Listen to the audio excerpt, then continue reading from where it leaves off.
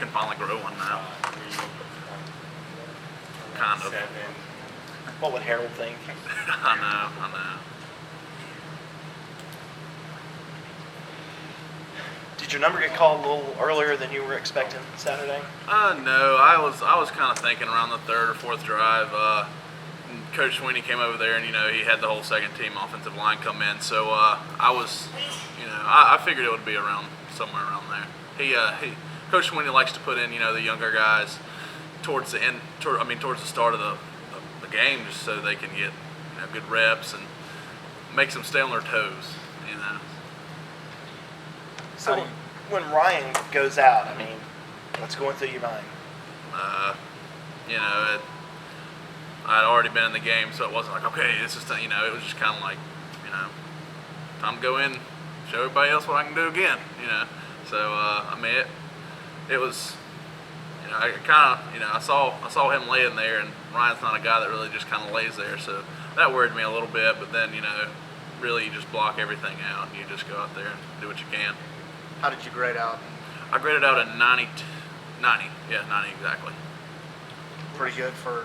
Mm-hmm. Yeah, I talked with Coach Caldwell afterwards. He was really pleased.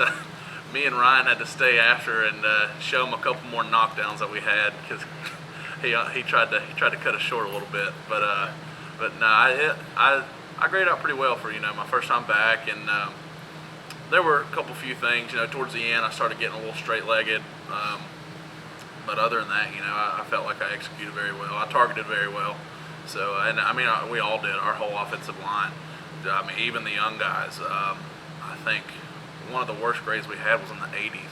And that's not something that you see with a bunch of freshmen in there, And so, everyone was really impressive.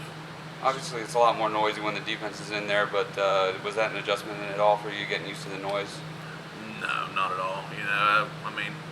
This being my junior year, we've played Florida State and South Carolina and all those great teams here. But really, I tell you that have that many people there, against Wofford, for the first game, that was, that's just a testament to our fans and how much people want to see us. They don't care who we're playing, and so that's, as a team, we really appreciate just that people want to see us, and that and that just makes us also play just that little bit harder, and it's like Coach Sweeney even said before the game, it's to give them a show, and but we really appreciated that too. We appreciated having the kind of problem of noise, Jay, with Ryan banged up a little bit now, how does that change how you prepare this week? Not at all. Every week I prepare, like I'm going to be the starter, because normally I get pretty significant snaps, and it's not going to change my preparation at all. Every week I'm in there in the film room, doing everything I can, so it won't change anything. Do you work after practice a little bit on snaps and everything, just do a little bit extra? We actually normally do that after practice with Coach Austin. I will work on any kind of steps, anything that day in practice, I know, or at least for me, that I felt like I needed to work on a little bit more. I'll get, and it doesn't have to be a whole lot, it's not like we're out there getting 100 snaps afterwards, but, just 5-10 perfect snaps at the end, whenever you're done, but yeah, that's kind of a normal thing. Going to App State, watching them on film last night, odd front, 3-man, they've got 2 zero techniques that are one's a run stuffer, one's a pass guy. Yeah. How does that change? Because you just don't see that a lot. They kind of do a lot like Wofford does, so I don't really think, a lot's going to change, but, that's kind of more for coaches to tell you. But, you come out every week and you play against what you see. I know I watched a little bit, and they're both really good, They've got a whole bunch of starters back on their whole defensive line, whole defensive side of the ball.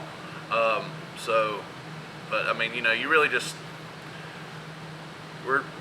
it's not going to be a whole lot of different kind of preparation, I would have to say. But these guys they're really talented. They move really well.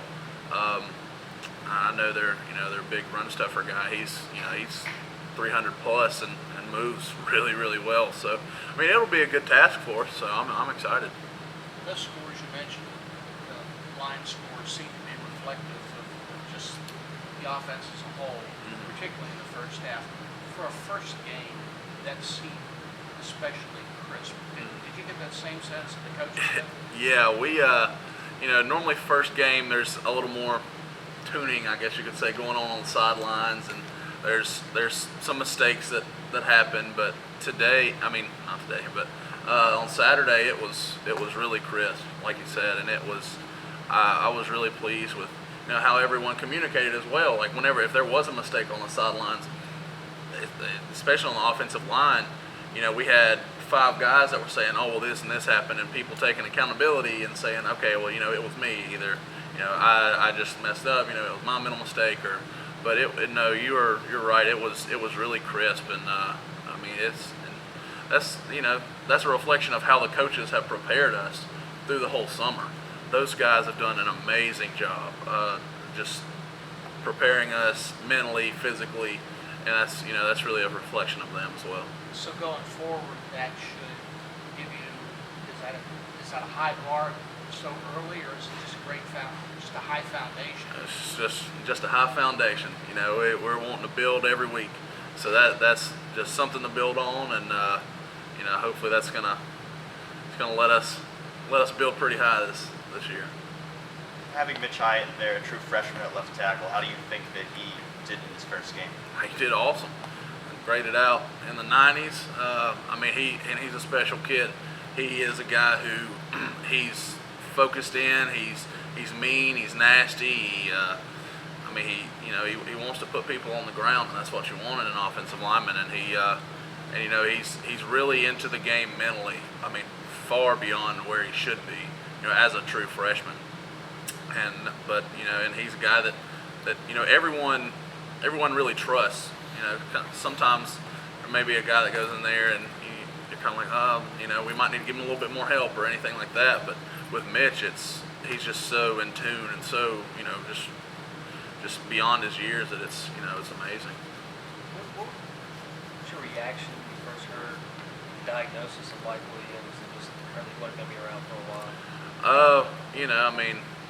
It's scary anytime that happens. You never want to see the stretcher be pulled out, but but it was, I know it was. It's not. It's a big injury, but it's something that isn't life altering or anything like that. So that's a relief, and but you just support him, and but football wise, you got to be the next man up, and we got plenty of guys that can come in and play and do just fine. So I'm not worried about that, but just being one of our teammates that goes out there, and you don't want to see anyone get hurt, and especially whenever they have to pull that stretcher out and it's taking so long. You're kind of worried, but and also you got to try and stay in tune with the game, because you still got that happened in the first quarter. You still got happened on the first drive. You still got a whole game to play. But no, it was a little bit of relief, whenever Coach Swinney came over and told